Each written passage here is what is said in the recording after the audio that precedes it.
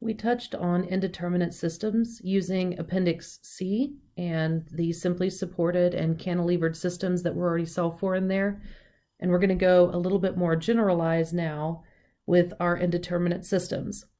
And we'll be using equilibrium and deformation together to come up with enough equations to solve for the indeterminate systems.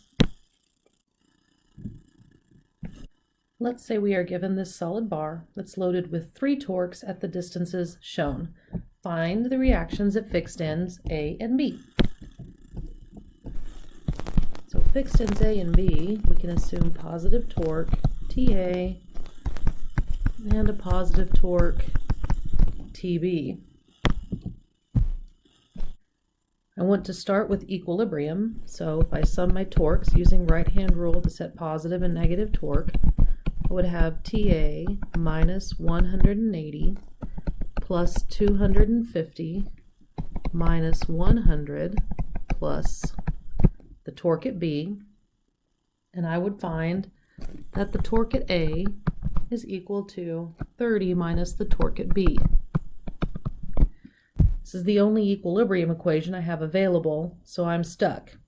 So now we're going to move to deformation. We know with angle of twist that at a fixed end there is no twisting. That's why there's a torque reaction. So I'm going to have some sort of deformation up to C, and then I'll have a deformation back down to D, a deformation back up to E, and then a deformation from E to B. But if I were to draw a line straight from A to B, straight being the operative word, I would have 0 change for my angle of twist from A to B. So this is where I'm going to find my second set of equations. My angle of twist from A to B is going to equal to 0, and it's going to equal to the summation of the angle of twist from A to C plus the angle of twist from C to D plus the angle of twist from D to E plus the angle of twist from E to B. And remember that angle of twist is equal to TL over JG. To solve for my internal torques, I'm going to use a torsion diagram. So we have torque A, which we assumed externally is positive, so internally it'll be negative. And we're going to go across here to a negative 180, so internally that's going to be positive. And I'm just going to make a jump assumption here that we're going to have this positive 180 plus that negative TA that we started with. Then we have 250. So my change between 180 and 250 is 70.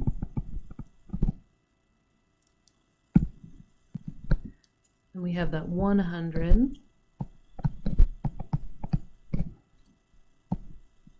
And we come back down here to 0. With the internal torque solved for, we can solve for the angle of twist. 0 is equal to 1 over jg, since that's constant. Let's see, torque between A and C is negative TA. The length between A and C is 1.5 feet.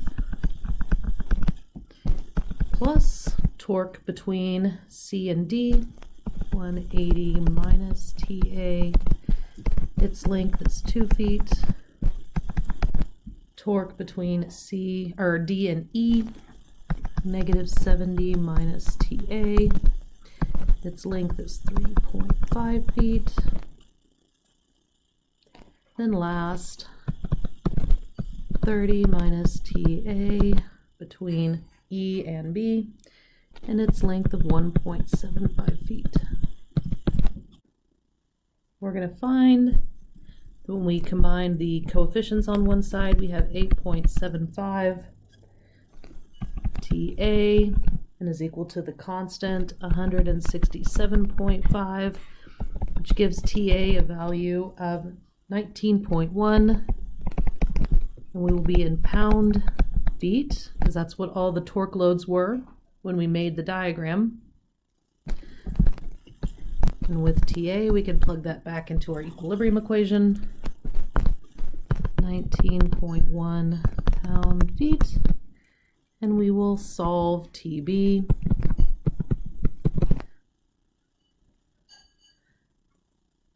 As 10.8 pound-feet. I ended up with positive values for both, which means my assumed direction was correct, and they are both acting positive using right-hand rule. This time we have a 300 by 100 millimeter concrete column with 2 structural A992 steel rods.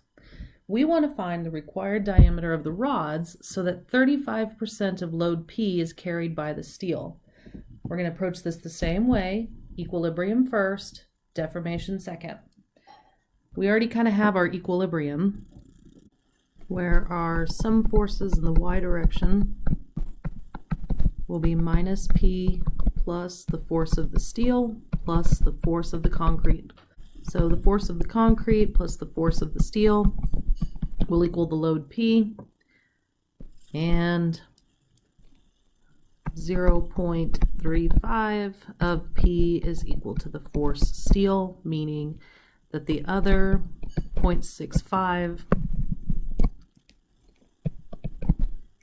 of P is the concrete. So there is our equilibrium. So now we're going to move to deformation. We are going to assume that the deformation is small enough that the concrete and the steel stay bonded. Remember that deflection due to force is PL over AE. So that means the deflection of the concrete needs to equal the deflection of the steel. So that means the force of the concrete times the length of the concrete all over the area of the concrete, cross-sectional area, because this is axial load, right? So that's 300 times 100 millimeters minus the area of steel. And then we have the modulus of elasticity for low-strength concrete, which is 22.1 gigapascals. And this all needs to equal our steel. So we have the force of the steel times the length of the steel all over the area of the steel times 200 gigapascals, which is the modulus of elasticity for A992 steel. Now we already solved for our internal axial forces, so this is 0.65 P, and this is 0.35 P. Our P's are going to divide out, so that means that we can solve for the area of our steel, which is going to be 1,684.8 millimeters squared. And remember, that's going to equal to 2 pipes. And we're looking for diameter, so I'm going to solve directly for diameter.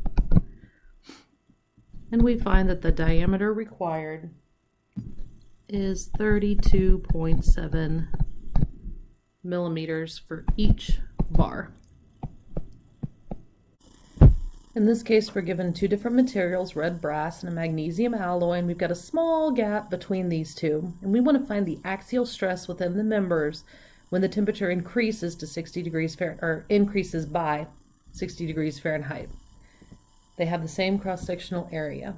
We're going to start with the assumption that they expand enough to touch, but not enough to buckle, meaning that they still stay flat and we don't have to deal with curves or anything like that. Because there are no other loads here, there's just going to be one axial force throughout the entire system. So that's going to be our statics, if you will, where if we just consider the horizontal forces acting on this system, force X1 and force X2, and we sum for forces in the X direction, we're going to find that force X1 is equal to negative force X2, meaning everybody's in compression and has the same force. So now let's talk about deformation. We're going to have 2 things going on here. First is the temperature change. So it's going to be deflection due to temperature, which is alpha delta TL. And then the second is once they touch, they're going to create an internal force and have deformation due to force. PL over AE. So we have both of those things going on, and we've got a little bit of a gap to cover. So I would think about it this way, that our total deflection is equal to the sum of the deflections due to temperature and sum of the deflections due to force. So we have our gap, 0.005 inches. So that's our total deflection that we're allowed to deflect, right? Then deflection due to temperature. We have our magnesium alloy. So that has an alpha of 14.3 times 10 to the negative 6 per degrees Fahrenheit. And it's changing 60 degrees Fahrenheit, and it said increase, so that's positive. And then its length is 0.75 feet. Then we have our temperature change in the red brass. So it has 9.8 times 10 to the negative 6 per degrees Fahrenheit, also acting over 60 degrees Fahrenheit, and this time over 2 feet of length. We're going to add to that the deflection due to force, and I've run out of space, so I'm going to put little dots here for continuing on. And we have PL over AE for force. Now I pause here because the problem asks us for the axial stress.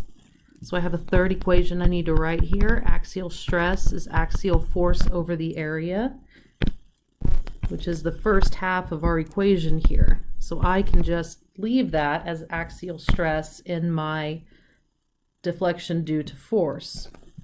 So continuing on here, we have axial stress times the length of the magnesium alloy, 0.75 feet, over the modulus of elasticity of the magnesium alloy, 6.48 times 10 to the third KSI from the back of your book, plus the stress axial of the red brass, which is 2 feet in length, over its modulus of elasticity, 14.6 times 10 to the third KSI. Okay, now these two are the same because we were told in our problem statement that the cross-sectional area is the same, and we only have one axial load through the entire system. So if the load is the same and the cross-section is the same, that means that the stress is the same.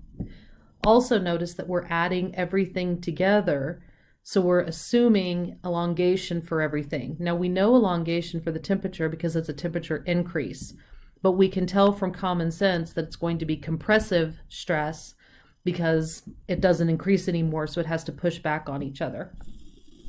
And when we solve for that axial stress, by the way, using algebra, we have 5.55 KSI, and it does end up being a negative value, which is in compression.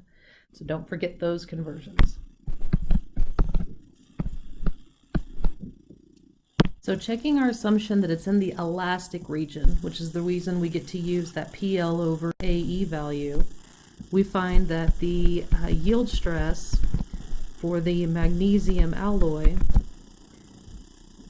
is 22 KSI in compression, and the yield stress for the red brass is 11.4 KSI in compression. Both of these values are greater than the axial stress that we came up with. So if it's less than the yield stress, that means it's in the elastic region and that we're good.